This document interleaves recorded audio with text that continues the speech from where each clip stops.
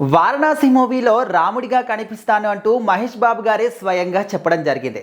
So ఇప్పటి వరకు ఉన్నటువంటి అన్ని సినిమాల్లో మన టాలీవుడ్ సినిమాలు అన్నిట్లో కూడా ఇప్పుడు వారణాసి సినిమా అనేది ఒక గొప్ప సినిమాగా అందరూ కూడా ఈ సినిమా కోసమే వెయిట్ చేస్తున్నారు.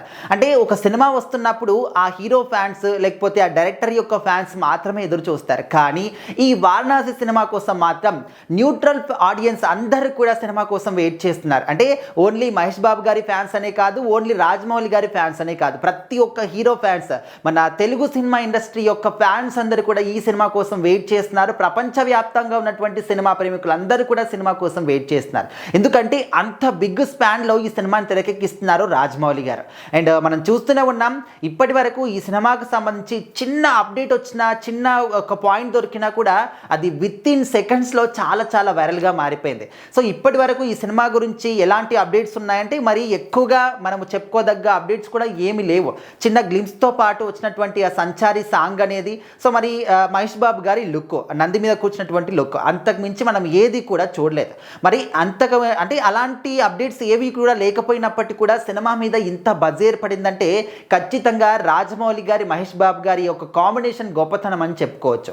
మరి రీసెంట్గా ఈ మూవీ టీం అందరూ కూడా ఒక ఇంటర్వ్యూలో పాల్గొని వాళ్ళకున్నటువంటి ఎక్స్పీరియన్స్లు కావచ్చు అండ్ ఈ షూటింగ్లో ఉన్నటువంటి ఎక్స్పీరియన్స్ కావచ్చు అన్నీ కూడా కొన్ని కొత్త కొత్త విషయాలు, ఎవరికీ తెలియని విషయాలు కూడా పంచుకున్నారు.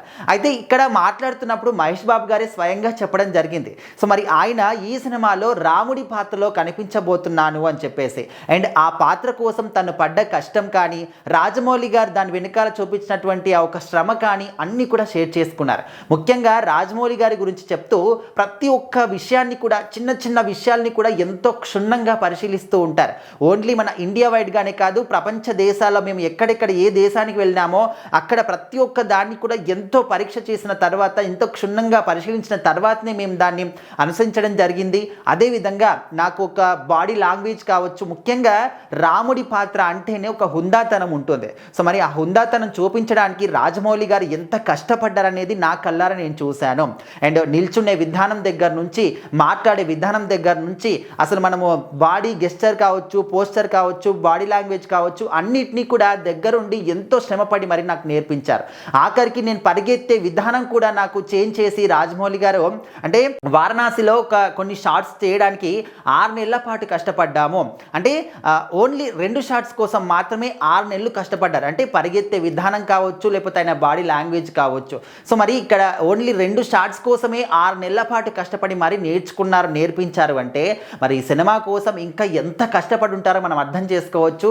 సో ఓవరాల్గా మనము అంటే గతం నుంచి కూడా ఈ రాజమౌళి గారు అండ్ మహేష్ బాబు గారి సినిమాలో మహేష్ బాబు గారు ఏ క్యారెక్టర్లో ఉండబోతున్నారంటే ఆ గ్లిమ్స్లో మాత్రం మనకు రకరకాల లొకేషన్స్ అన్నీ కూడా చూపించారు. మనకు అర్థం కాని లొకేషన్స్ కూడా ఏవేవో చూపించారు. బట్ ఎక్కడ ఏ లొకేషన్లో చూసినా ఎక్కడో ఒక చోట మహేష్ బాబు గారి క్యారెక్టర్ అనేది చిన్న బొమ్మ సైజులో మనకు కనిపిస్తూ వచ్చింది. సో మరి అసలు ఏ పాత్ర చేయబోతున్నారంటే కొంతమంది కృష్ణుడు అంటారు, ఇంకొంతమంది రాముడు అంటారు, ఇంకొంతమంది కర్ణుడిలా రకరకాలుగా అంటూ వస్తున్నారు. సో మొత్తానికైతే ఏ పాత్ర చేస్తున్నారనే దానికి మహేష్ బాబు గారే స్వయంగా చెప్పడం జరిగింది, తను రాముడి పాత్ర పోషిస్తున్నానని చెప్పేసి. మరి చూడాలి ఇంకా రాముడి పాత్ర అంటే మీరు మహేష్ బాబు గారిని ఏ విధంగా ఊహించుకుంటున్నారో కూడా ఒకసారి కామెంట్ చేయండి.